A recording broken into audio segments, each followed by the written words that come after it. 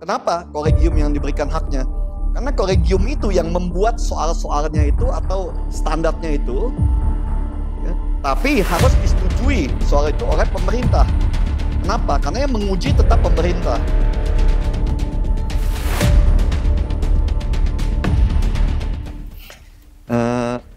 Undang-Undang nomor 17 ya tahun 2003 itu yang selama ini kita ketahui sebagai Omnibus Law Kesehatan. Sebenarnya kalau untuk di kesehatannya sendiri, terutama di bidang-bidang yang berhubungan dengan organisasi profesi ya, itu sangat baik ya. Dalam hal ini ya kita kembali kepada situasi yang normal di mana pemerintah mengambil alih haknya sendiri. Ya, bahwa pemerintah dalam hal negara yang mengatur tentang kompetensi seseorang untuk menjadi atau seseorang bisa menjalankan profesinya dengan kompetensi yang sesuai dengan standar yang dibutuhkan oleh negara pada saat itu.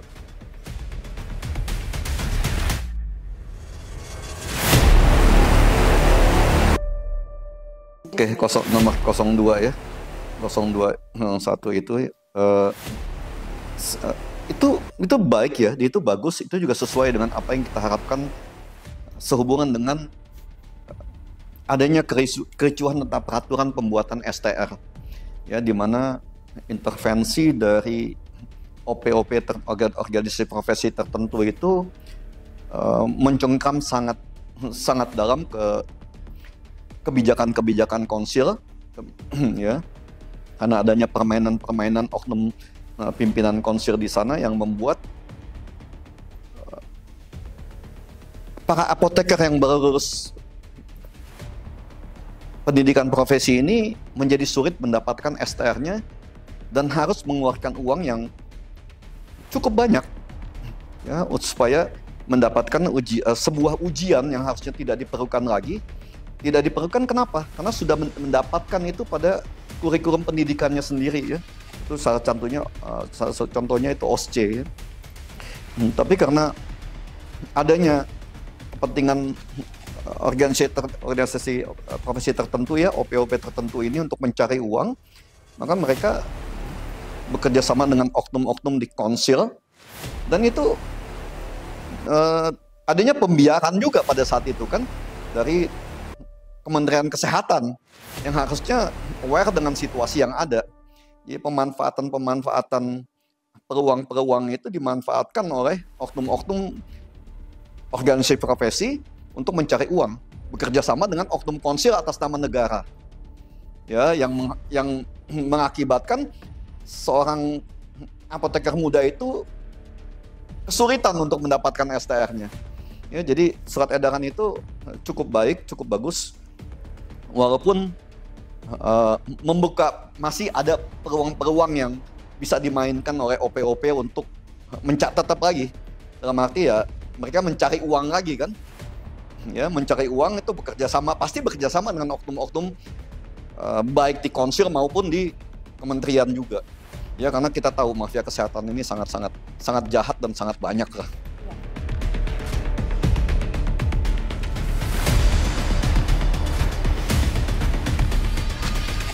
Ini yang mungkin Menteri Kesehatan kurang aware di sana ya. Jadi kata-kata itu mana kolegium itu belum terbentuk, dan dalam Undang-Undang nomor 17 itu pun ya pasal berapa itu ya? Ada pasal 451 ya. Jadi setiap organisasi profesi itu bisa membentuk kolegium. Tapi dalam pasal di pasal 291 ya, kolegium itu akan ditetapkan oleh pemerintah. Okay. Ya, jadi di sini memang ada kerancuan. Satu sisi pemerintah masih mengakui kolegium, di sisi yang lain kolegium itu harus ditetapkan oleh pemerintah.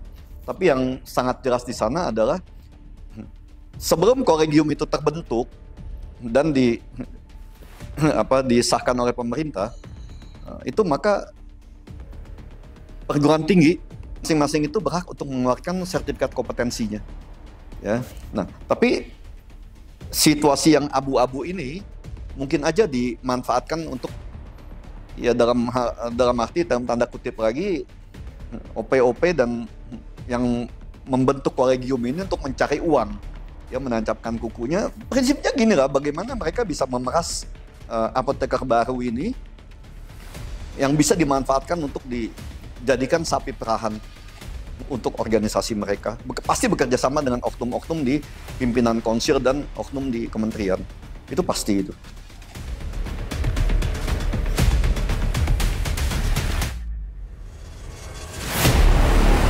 Kalau kita ngomong secara negara ya, kolegium itu dia apapun juga tugas pokoknya adalah membuat standar, ya membuat standar tentang pendidikan profesi, baik itu bidang kesehatan medis atau apapun, dan memberikannya kepada pemerintah, kepada negara untuk disahkan, ya menjadi standar itu supaya standarnya itu bisa diuji, digunakan oleh pemerintah untuk menguji para calon profesional yang akan mengikuti ujian untuk menjadi seorang profesional di bidangnya, ya yang namanya uji kompetensi itu. Jadi kolegium itu bukan untuk cawe-cawe dan membuat sesuatu yang bisa menghasilkan uang sebenarnya ya. Kalau kita ngomong secara standar pendidikannya sendiri ya. Karena kolegium itu kan dia membuat standar, membuat blueprint, memberikan kepada pemerintah untuk disahkan bekerja sama dengan dunia pendidikan tinggi untuk membuat uji-uji kompetensi itu. Ya. Nah, disinilah setelah itu baru kolegium diberikan haknya untuk mengeluarkan sertifikat kompetensi. Kenapa kolegium yang diberikan haknya? Karena kolegium itu yang membuat soal-soalnya itu atau standarnya itu. Ya, tapi harus disetujui soal itu oleh pemerintah. Kenapa? Karena yang menguji tetap pemerintah. Melalui yang di sini disebutkan oleh menteri yang membidangi bidang pendidikan itu sendiri.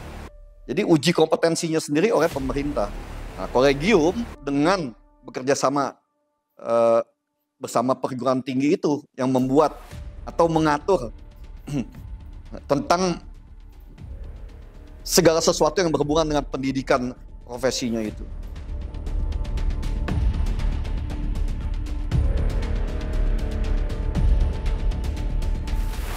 Kalau semuanya berjalan sesuai dengan aturan pemerintah, ya sesuai dengan undang-undang, sebenarnya kecil, walaupun peluang itu tetap ada. Ya, walaupun kecil, ya, tapi tetap ada peluang itu untuk menyalahgunakan undang-undang ini. Ya misalnya, sebagai contoh aja yang paling gampang ya. Jadi mereka bekerjasama dengan konsil karena dianggap adanya kolegium organisasi profesi yang tetap diakui, tapi kita tidak tahu diakuinya sampai sejauh mana. Ya. Karena kalau semua OP itu membuat kolegium, standar apa yang kita mau capai di sini? Ya. Karena masing-masing OP akan membentuk kolegiumnya sendiri, dan masing-masing kolegium akan membuat standarnya sendiri juga. Jadi ya kita bilang ini, tapi satu yang ingin saya sampaikan lah, pemerintah sangat lambat dalam mengantisipasi semuanya itu ya. Mereka beresin satu, setiap lubang itu mereka membuat satu surat keputusan. Jadi sampai kapan ini mau selesai?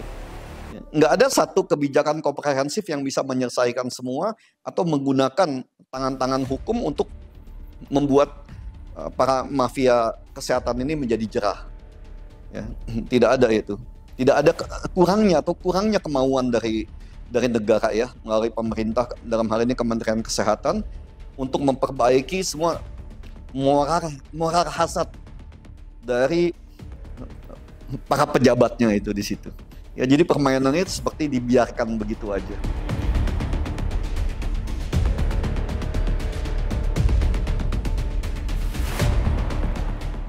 Sebenarnya gini ya, saran saya itu, jadi pemerintah ini kan semuanya orang pintar semua nih. Ya, kita ngomong kita nggak ada artinya lah dibanding dengan mereka kan.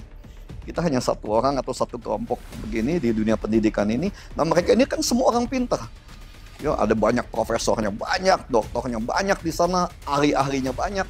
Tapi saya nggak tahu juga gitu kan. Ya, kesibukan apa yang mereka jalankan sampai banyak sekali lubang-lubang yang lupa untuk ditutup di sana. Itu yang selalu menjadi concern kita di dunia pendidikan ya, dan concern saya sebagai praktisi hukum pasti kan. Ini yang dimanfaatkan oleh oknum-oknum tertentu untuk terus bermain. Bagaimana mengelaborasi ini untuk mencari uang. Ya, yang kasihan generasi muda, yang dikorbankan generasi muda. Makanya saya bilang terus terang ya, bahwa pemerintah ini nggak pernah memikirkan generasi mudanya mau jadi apa nanti ke depan. Enggak. Mereka hanya menunjukkan saat ini ya, mereka hanya menunjukkan bahwa bagaimana mencari uang yang baik dan benar untuk pribadi-pribadinya sendiri gitu. Ya, tanpa memperdulikan apakah mereka melanggar undang-undang, melanggar peraturan, menyalahgunakan kewenangannya. Kita diajarkan sesuatu semua yang haram semua di sini. Semua di masa bodohin. Nggak ada tindakan yang tegas, itu nggak ada.